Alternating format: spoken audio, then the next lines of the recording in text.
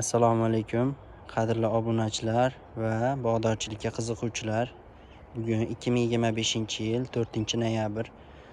Bugungi holatga ko'ra Xandon pista ko'chatimiz yoshi 2 yoshga yetdi. Erta bahor 1 yillik ko'chatini o'rnatgan edim. Ko'rishingiz mumkin. Yaxshi o'sib katta bo'lishyapti. Mana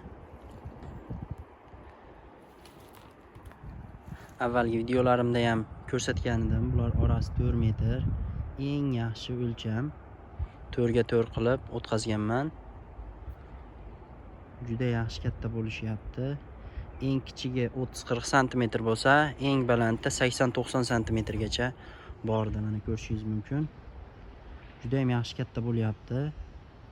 Bular bilan cheklanib qolmaganmiz. Avvalroq bundan 8 yil avval Xandon pistasini o'rnatganmiz, o'tkazganmiz, ya'ni bu daraxtlarimiz 8 yilga to'ldi yoshi.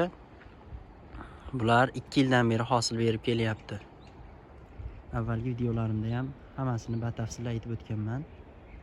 Agar kimda bunaqa bo'sh joyi bo'lsa, agar umuman foydalanmasa yeridan, shunaqa qilib o'tkazib qo'ysa, yillar davomida meva berib kelaveradi. Xandon pistaga qiziquvchilar alohida sizlar uchun bu video. Sahifamizga obuna bo'ling, like bosing, savollaringiz bo'lsa izohlarda qoldiring.